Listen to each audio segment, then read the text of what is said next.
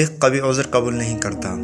تاریخ اسلام کا کتنا عبرتناک منظر تھا کہ جب عباسی خلیفہ مستعصم باللہ آہنی زنجیروں اور بیڑیوں میں جکڑا چنگیز خان کے پوتے ہلاکو خان کے سامنے کھڑا تھا۔ کھانے کا وقت آیا تو ہلاکو خان نے خود سادہ برتن میں کھانا کھایا اور خلیفہ کے سامنے سونے کی تشتریوں میں ہیرے جواہرات رکھ دیے۔ پھر مستعصم سے کہا، جو سونا چاندی تم جمع کرتے تھے اسے ہی کھاؤ۔ بغداد کا تاجدار بیچارگی اور بے بسی کی تصویر بنا کھڑا تھا۔ بولا، میں سونا کیسے کھاؤں؟ ہلاکو نے فوراً کہا، پھر تم نے یہ سونا اور چاندی جمع کیوں کیا تھا؟ وہ مسلمان جسے اس کا دین ہتھیار بنانے اور گھوڑے پالنے کی ترغیب دیتا تھا کچھ جواب نہ دے سکا۔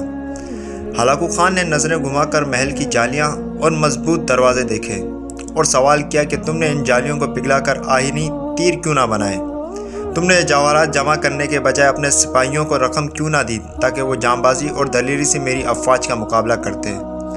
خلیفہ نے تعصب سے جواب دیا، اللہ کی یہی مرضی تھی۔ ہلاکو نے کڑک دار لہجے میں کہا کہ پھر جو تمہارے ساتھ ہونے والا ہے وہ بھی خدا کی ہی مرضی ہوگی۔ پھر ہلاکو خان نے مستعصم باللہ کو مخصوص لبادے میں لپیٹ کر گھوڑے کی ٹاپوں تلے رون ڈالا اور بغداد کو قبرستان بنا ڈالا۔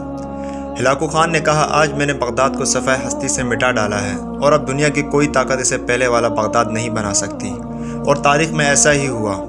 تاریخ تو فتوحات گنتی ہے، محل، لباس، ہیرے جواہرات اور انواع و اقسام کے لذیذ کھانے نہیں۔ ذرا تصور کریں، جب یورپ کے چپے چپے پر تجربہ گاہیں اور تحقیقی مراکز قائم ہو رہے تھے، تب یہاں ایک شہنشاہ دولت کا سہارا لے کر اپنی محبوبہ کی یاد میں تاج محل تعمیر کروا رہا تھا، اور اسی دوران برطانیہ کا بادشاہ اپنی ملکہ کے دوران ڈلیوری فوت ہو جانے پر تحقیق کے لیے برطانیہ میں کنگ ایڈورڈ میڈیکل اسکول بنوا رہا تھا۔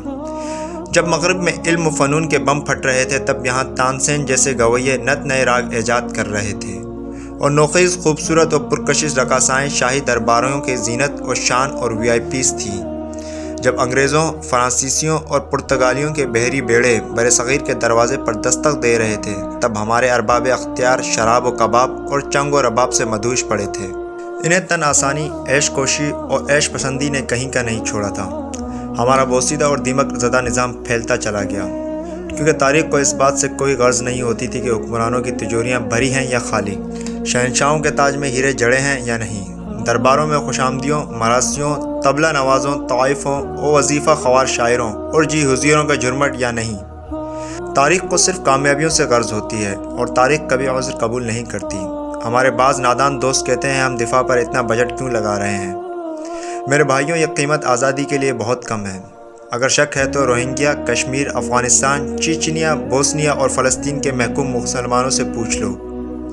اور وہ وقت بھی تاریخ کے پنوں میں درج ہے جب ہسپانیہ کا آخری مسلمان بادشاہ ابو عبداللہ سقوط غرناطہ کے بعد وہاں سے نکالا گیا تو ایک پہاڑ کی چوٹی پر رک کر وہ غرناطہ پر آخری نظر ڈالتے ہوئے رونے لگا۔